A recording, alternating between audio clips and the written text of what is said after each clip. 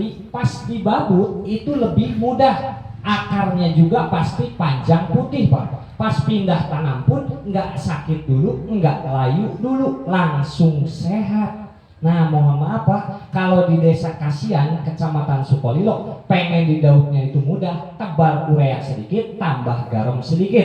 Di babutnya memang mudah, tapi akarnya Pak proto, putus-putus. Jadi pas pindah tanam, layu dulu, sakit dulu gitu Pak. Ada di sini yang kayak gitu Pak? Ada ya Pak? Nanti kalau bisa jangan Pak, karena itu yang bikin tanaman kita sakit dulu ya seperti itu. Nanti kalau bisa jangan. Nah terus penyemprotan untuk tanaman padi dianjurkannya 15 hari sekali atau setengah sasih.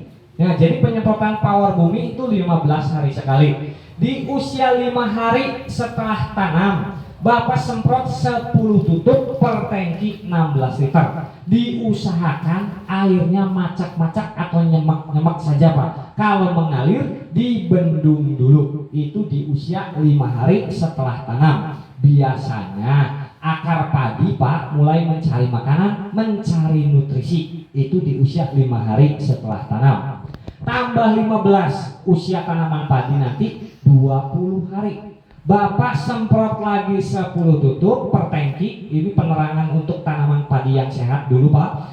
Nah di usia 20 semprot lagi supaya nanti anakan padi Bapak per satu dapur bisa lebih banyak Pak. Itu di usia 20 hari setelah tanam.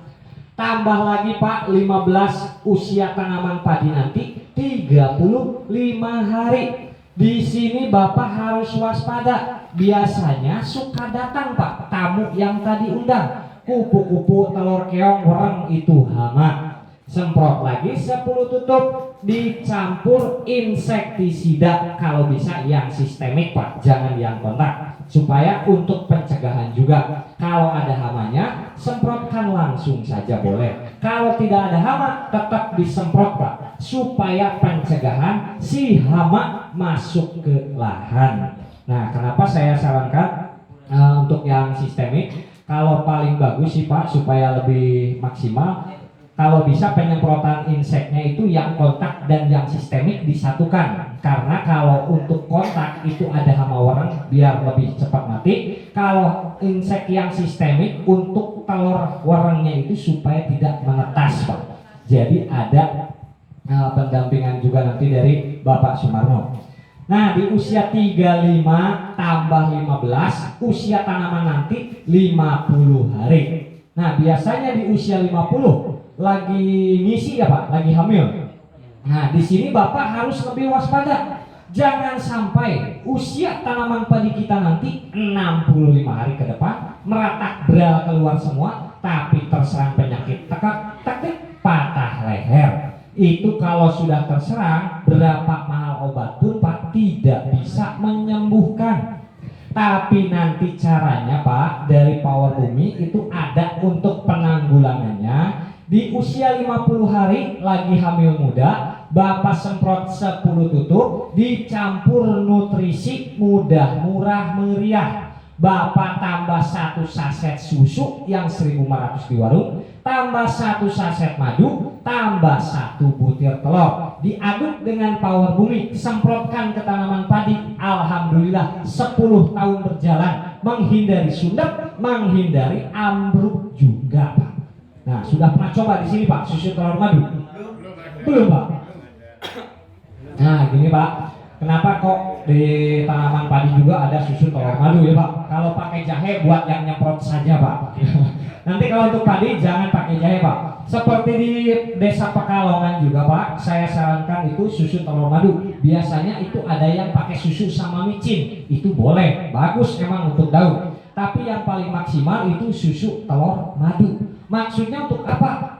Susu Pak itu di usia 50 hari tanaman padi lagi hamil butuh nutrisi, butuh vitamin supaya nanti anakan padi kita lebih sehat, yaitu dari susu.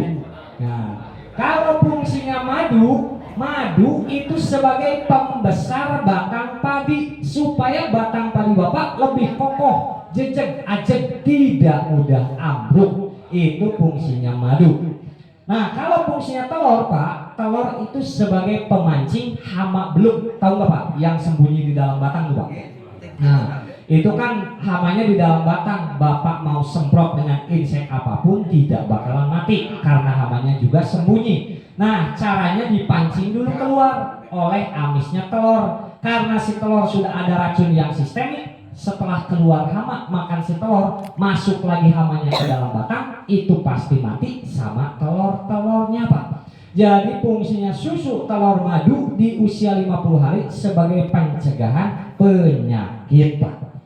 Nah, usia penyemprotan yang terakhir Pak, ini di usia 65 hari. Di sini suka ada yang pakai skor nggak Pak biasanya? Enggak. Dulu ada, sekarang nggak ada ya Pak. Jangan Pak. Nah, kenapa kok kalau ada yang biasa pakai skor, mending jangan dipakai Pak. Karena yang pertama harganya juga lebih mahal, ada yang 60, ada yang 100 lebih. Nah, yang kedua itu yang pakai skor biasanya padinya kalau nanti digiling berasnya suka remuk-remuk, patah-patah Pak. Kalau yang pakai skor. Tapi nanti ada pengganti skor, harga lebih murah, hasil lebih maksimal, yaitu pakai nutrisi yang tadi, susu, telur, madu lagi. Nah, jangan pakai jahe Pak, buat yang nyemprot. Jadi di usia 65 hari susu telur madu itu untuk nutrisi, selain pengganti skor itu untuk isi, untuk bobot supaya padi kita lebih mentes Pak. Monggo. Nah, monggo Bapak bandingkan yang setengah hektar biasa pakai skor. Monggo Pak. Misalkan setengah hektar Bapak pakai skor, harga paling diambil rata-rata 60.000. Nah, yang setengah hektar, satu tangki, satu susu, satu telur, satu madu, paling Rp5.000 per satu tangki. Kalau setengah hektar 6 tangki, paling 30.000 Pak. Penekanan biaya udah setengahnya Pak. Tapi nanti hasilnya Pak, Bapak jangan kaget kalau yang pakai susu telur madu plus power bumi itu daunnya itu masih tetap hijau terus, padinya udah kuning, itu udah bisa dipanen Pak.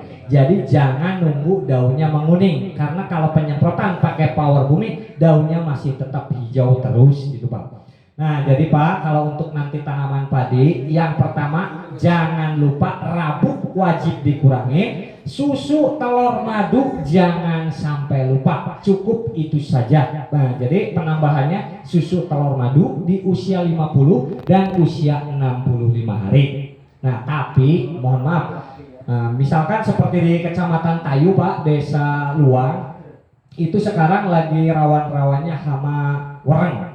Nah, barangkali ada yang terserang wereng Pak, jangan terpaku di usia 50 hari saja susu telur madunya Pak. Tapi di usia 20 hari pun kalau udah kelihatan hamanya, boleh dipakai susu telur madu, power bumi 10 tutup, tambah racun hama atau insektisida yang kontak dan yang sistemik Pak. Jadi dua macam insek boleh dicampurkan dengan power bumi. Maksudnya seperti tadi saya sampaikan, kalau udah ada hama wereng, pakai racun kontak supaya werengnya cepat mati. Nah, racun yang sistemiknya itu untuk telur werengnya Pak, supaya tidak menetas gitu Pak. Jadi ada dua fungsi, dua manfaat juga Pak.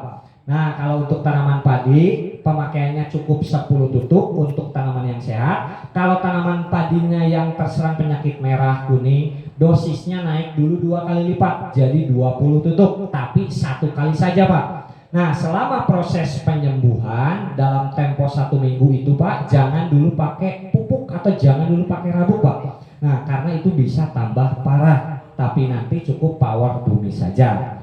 Nah, kalau untuk kacang hijau Pak, pemakaian dosisnya 5 tutup per tangki 16 liter, 1 minggu 1 kali. Nah, untuk kacang hijau. Tapi nanti penyemprotan yang kedua jangan 5 tutup lagi, turun dosisnya Pak, jadi 3 tutup. Karena kalau terus-terusan 5 tutup memang tumbuhnya bagus, lebih cepat, tapi gampang rebah Pak. Nah, kalau untuk kacang hijau jangan terpaku 5 tutup terus, dikurangin dosisnya. Kalau untuk tanaman padi patokan dosisnya 10 tutup per tangki 16 liter gitu Bang. Nah, barangkali itu saja Pak. Kita juga ada pengetesan alat sederhana nih Pak. Alat sederhana itu untuk tingkat kesuburan tanah kita supaya lebih cepat suburnya lebih bagus, untuk tingkat pertumbuhan di tanaman juga supaya lebih cepat tumbuhnya Pak. Nah kita ada pengetesan alat sederhana nih Pak. Monggo Pak, Bu, sambil Pak.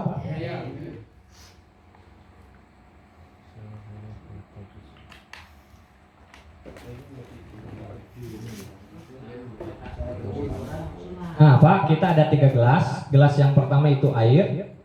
Nah gelas yang kedua airnya ditambah dengan urea. Urea yang biasa Bapak gunakan.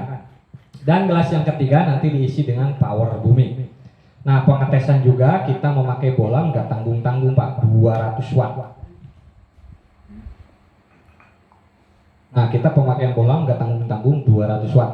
Maksudnya untuk apa? Apabila lahan Bapak luas misalkan, apakah cukup unsur haranya menggunakan air saja bisa terkejar, bisa. Nah coba kita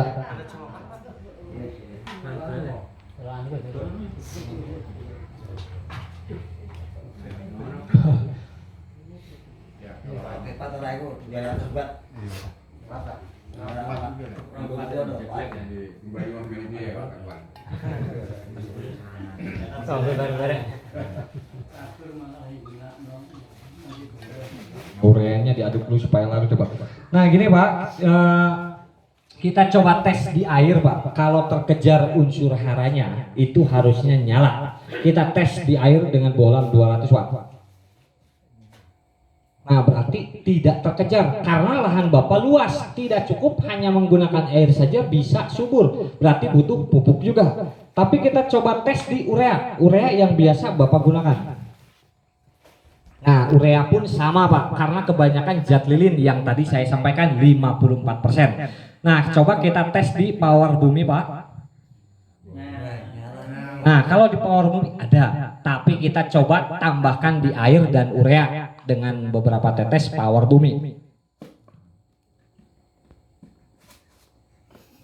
Nah coba kita tes lagi di air yang tadi nggak nyala setelah dicampur. Nah ada, walaupun nggak terlalu terang Pak, tapi ada. Nah coba kita tes di urea yang tadi nggak nyala juga. Nah ada juga. Nah mohon maaf nih Pak, kenapa tadi saya sampaikan rabuk wajib dikurangin, biasanya para petani pemakaian urea suka jor-joran ya Pak. Nah coba tambahkan urea yang banyak.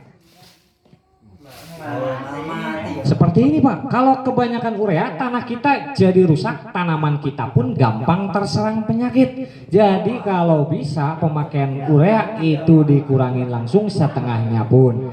Nah tapi apakah setelah Bapak pemakaian pupuk pertama dan kedua tambah power bumi masih bisa masuk? Coba kita tambahkan pupuk yang banyak power buminya Mas. Nah walaupun Bapak sudah pemakaian rabuk yang pertama atau kedua, power bumi masih tetap bisa masuk Pak. Jadi pengetesan seperti ini Pak, di BPP UPTD setempat pun sama memakai alat sederhana seperti ini gitu Pak. Nah monggo Pak, Bu, barangkali ada yang mau ditanyakan seputar power bumi atau di lahan, monggo. Amit bukan niat kita menggurui Pak, tapi kita sharing cari solusi tukar pikiran ya Pak. Barangkali ada yang mau ditanyakan, boleh Pak.